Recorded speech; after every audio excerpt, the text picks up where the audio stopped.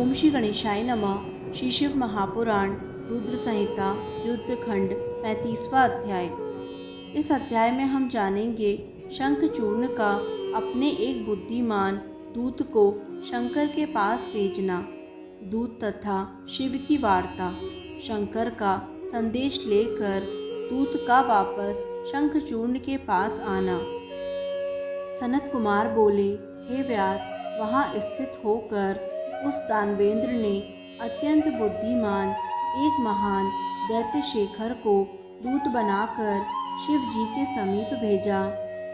उस दूत ने वहां जाकर वट वृक्ष के नीचे बैठे हुए करोड़ों सूर्यों के समान महातेजस्वी योगासन लगाए हुए ध्यान मुद्रा युक्त मंद मंद मुस्कुराते हुए शुद्ध स्फटिक के समान परमोज्ज्वल ब्रह्म तेज से दैदीप्यमान त्रिशूल पट्टिश धारण किए हुए व्याघ्र चर्म ओढ़े हुए भक्तों की मृत्यु दूर करने वाले शांत तपस्या का फल देने वाले संपूर्ण संपत्ति प्रदान करने वाले शीघ्र प्रसन्न होने वाले प्रसन्न मुख भक्तों पर अनुग्रह करने वाले विश्व बीज विश्व रूप विश्व को उत्पन्न करने वाले विश्वेश्वर विश्वकर्मा विश्व संहार के कारणों के भी कारण नरक समुद्र से पार उतारने वाले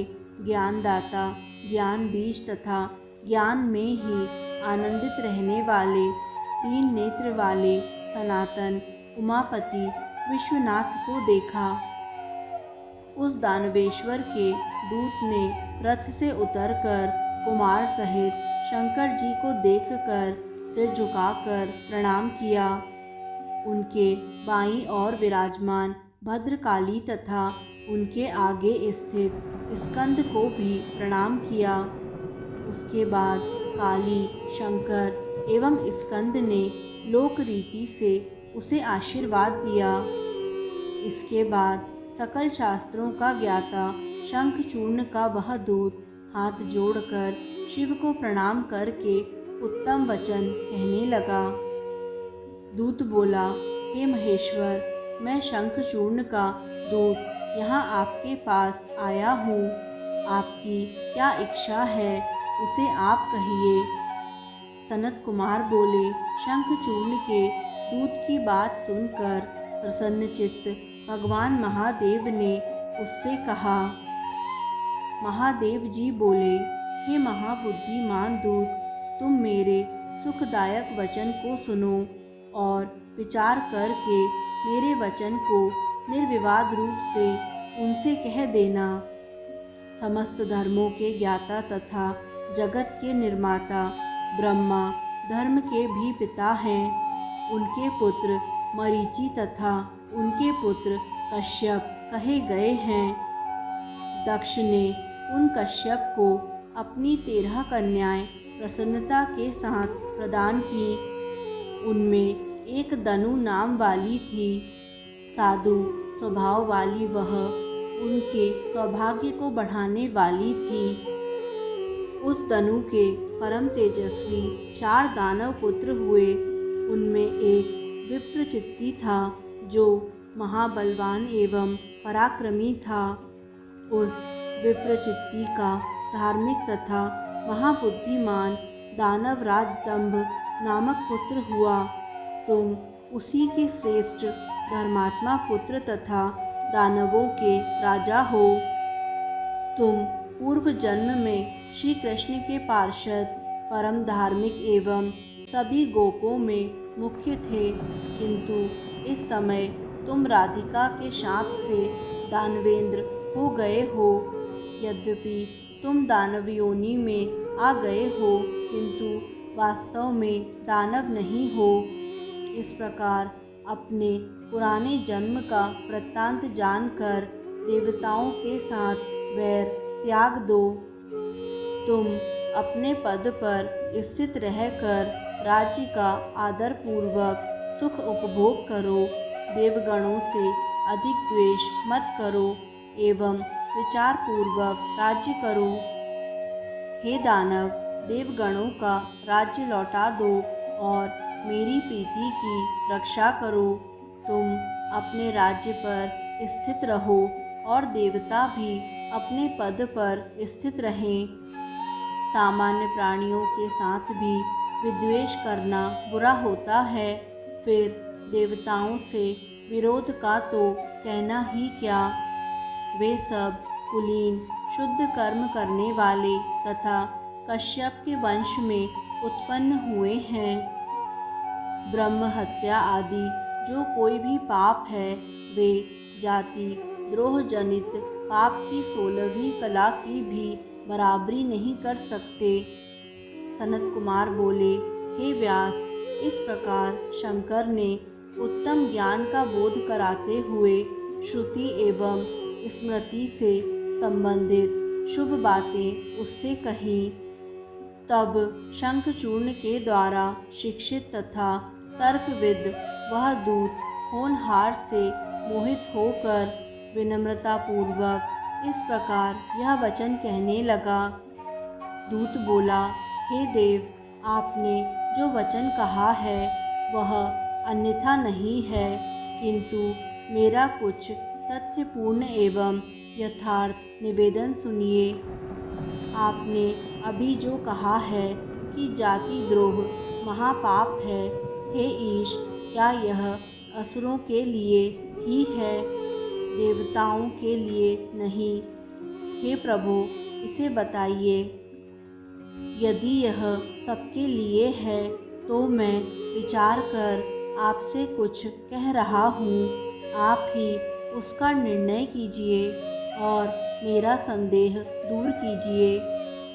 हे महेश्वर, चक्रधारी विष्णु ने प्रलय के समय समुद्र में दैत्य श्रेष्ठ मधु एवं कैटभ का शिरश्छेदन क्यों किया? हे गिरीश, यह तो प्रसिद्ध है कि देवताओं के पक्षधर आपने युद्ध में त्रिपुर को भस्म किया, तो ऐसा आपने क्यों किया? विष्णु ने बलि का सर्वस्व लेकर उसे पाताल लोक में क्यों भेज दिया? सुतल आदि लोक का उद्धार करने के लिए उसके द्वार पर गदा धारण कर क्यों स्थित हैं? इन देवताओं ने भाई सहित हिरण्याक्ष को क्यों मारा और इन्हीं देवताओं ने शुंभ आदि असुरों को क्यों मारा? पूर्व काल में समुद्र मंथन किए जाने पर देवगणों ने ही अमृत का पान किया। हम सभी को कलेश प्राप्त हुआ, किंतु इसका अमृत पान रूप फल देवताओं ने भोगा। यह जगत भगवान काल का क्रीड़ा पात्र है। वे जिस समय जिसे ऐश्वर्य प्रदान करते हैं, उस समय वह ऐश्वर्यवान हो जाता है। देवताओं एवं दैत्यों का वैर सदा किसी न किसी निमित्त होता आया है। क्रमशः जीत और हार काल के अधीन है। इन दोनों के विरोध में आपका आ जाना निष्फल प्रतीत हो रहा है। यह विरोध तो समान संबंधियों का ही अच्छा लगता है, आप सदस्य ईश्वर का नहीं। आप तो देवता तथा असुर सभी के स्वामी हैं, अतः इस समय आप महात्मा की केवल हम लोगों से यह स्पर्धा निर्लज्जता की बात है। विजय होने पर अधिक कीर्ति तथा पराजय होने पर हानि, ये दोनों ही आपके लिए सर्वथा विपरीत है। इसे मन से विचार कीजिए। सनत कुमार बोले, यह वचन सुनकर शिव जी हंसकर दानवराज से यथोचित मधुर वचन कहने लगे। महेश्वर बोले, हम अपने भक्तों के अधीन हैं, स्वतंत्र कभी नहीं हैं। हम उनकी इच्छा से ही कर्म करते हैं और किसी के भी पक्षपाती नहीं हैं। पूर्व काल में ब्रह्मा की प्रार्थना से ही प्रलय वर्णन में विष्णु तथा दैत्य श्रेष्ठ मधु कैटभ का युद्ध हुआ था। भक्तों का कल्याण करने वाले उन्हीं विष्णु ने पूर्व काल में देवताओं की प्रार्थना से प्रहलाद की रक्षा के निमित्त हिरण्यकश्यपु का वध किया था। देवगणों की प्रार्थना से मैंने भी त्रिपुरों के साथ युद्ध किया तथा उन्हें भस्म किया। यह बात सब लोग जानते हैं। पूर्व काल में देवताओं की प्रार्थना से सबकी स्वामिनी तथा सबकी माता ने शुंभ आदि के साथ युद्ध किया और उन्होंने उनका वध भी किया। आज भी सभी देवता ब्रह्मा की शरण में गए और देवताओं सहित विष्णु ब्रह्मा मेरी शरण में आए। हे दूत, देवताओं का स्वामी मैं भी ब्रह्मा तथा विष्णु की प्रार्थना के कारण युद्ध के लिए आया हूँ। हे दूत, शंखचूर्ण से कहना कि तुम महात्मा श्री कृष्ण के श्रेष्ठ पार्षद हो।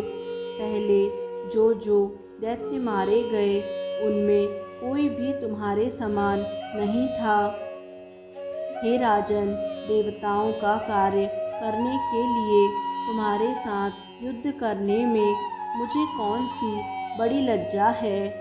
देवताओं के कार्य के लिए मैं ईश्वर विनय पूर्वक भेजा गया हूँ। अतः हे दूत, तुम जाओ और शंखचूर्ण से मेरा वचन कह देना कि मैं तो देव कार्य अवश्य करूँगा, उसे जो उचित हो वैसा करे। ऐसा कहकर महेश्वर चुप हो गए और शंखचूर्ण का दूत उठा और उसके पास चला गया। इस प्रकार श्री शिव महापुराण के अंतर्गत द्वितीय रुद्र संहिता के पंचम युद्ध खंड में शंखचूर्ण वध के अंतर्गत शिवदूत संवाद वर्णन नामक 35वां अध्याय पूर्ण हुआ। दोस्तों, आगे आने वाले सभी अध्यायों को निरंतर सुनने के लिए YouTube चैनल आध्यात्मिक कथाएं को लाइक करें, सब्सक्राइब करें और बेल आइकन पर प्रेस करें। धन्यवाद।